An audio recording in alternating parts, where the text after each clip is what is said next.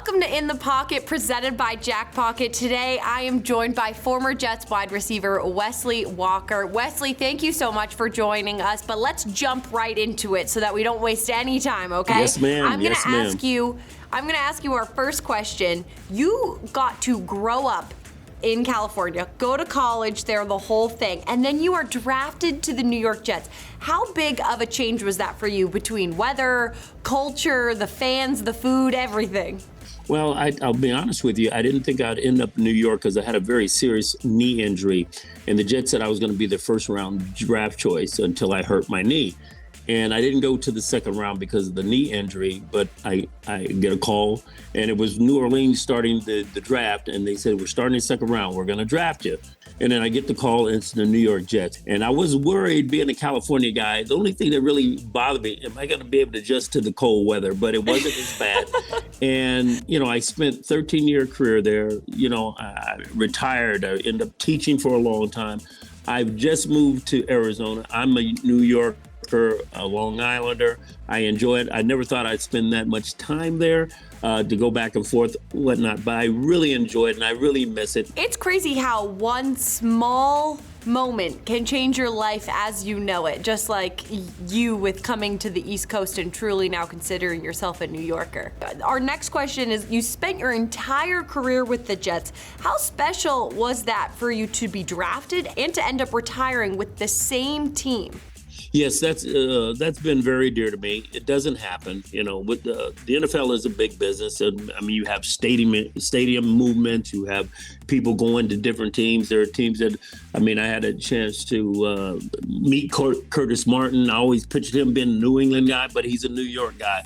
And sometimes you lose that fan base, but I'm very thankful that I spent all my career with the New York Jets. And when I go back and I mingle with the fans, and I still have some people who are dear to me, and they're there through thick and thin, no matter what, win or lose. And those are the true fans. And that's what I really value and cherish. And when I go back, it's just a nice feeling to get back with the fans and be able to win or lose, just to be with them and knowing you're a family. And that's what I miss most. The entire fan base is truly so loyal. It's really special to be able to know year after year they're there. They're at the parking lot at 6 a.m. getting ready for each game. They are like no other, and it's something that I've grown to appreciate so much.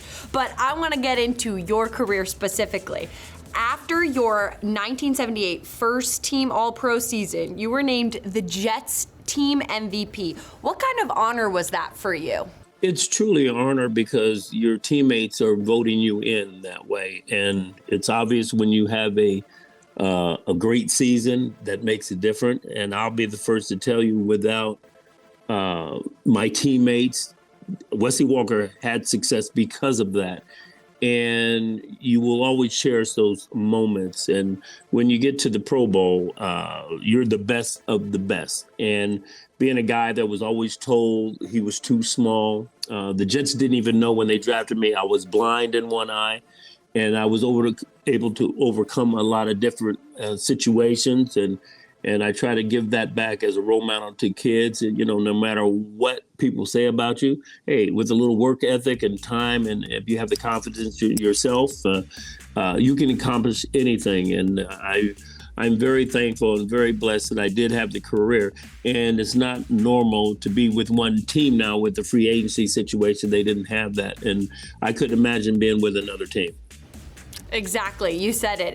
It's so crazy that you had the career that you had, not only, but with the same team, and you got to really develop and flourish in New York. So special. But okay, so we're talking highlights about you now. The 1983 season on the Jets, week 3 versus the Miami Dolphins. You had 4 touchdowns that game, including the overtime game winner. What do you remember about that game the most? Well, again, I've always tried to be humble. And I remember I was very angry at my coach at the time. And that's another reason why I try to tell people never to give up, because I almost gave up. And a lot of people didn't know the week in practice I had strained my groin, and when we started the game, I wasn't being utilized at all, and I was very angry. And I even told my backup Kurt Sohn at the time that you might as well go in, and I might as well rest my injury. And then one thing led to another, and I'll never forget. My first touchdown was a play we'd been working on for a long time, this play action, and we scored one. And then I remember coming over to the sidelines, pleading with Joe Walton, please call this one play. So he calls it, and the Miami Dolphins were in the right coverage. There's no way I should have scored a touchdown on that play, but Kenny O'Brien was phenomenal. He stuck the ball right in between. But there was a series of plays to get to this overtime situation, and it's a play that we worked on every week. And finally, when you get your number call, you're excited. But I was on the sidelines at the time. Kenny O'Brien comes and gets me and tell me to get out there. And I remember because Kurt Sohn was in at the time, and we had 5 seconds left, and we had this special formation, we call it. Again, Miami's in the right coverage. How Kenny O'Brien stuck it in there, and I caught it with my hands, which was phenomenal, which I was like in a dream world. I'm like, I can't believe this happened. I just caught this ball in front of 4 or 5 people, and it stuck right in my hands. And it's like, oh, my God, I can't believe this. And we got really excited. We come to the sidelines, and we go into overtime, and we probably should have lost that game because we had a fumble on the opening kickoff, but they gave it back to us. And obviously, we go back and we call this deep play, which is I'm the deep threat, and this is what I love to do. And they call my number again, Kenny O'Brien, and we scored the touchdown. And I get my 4th touchdown, which I couldn't believe. And my only regret in that game is I didn't relish in it with the fans to stay out there because I was very humble. I just ran right into the locker room.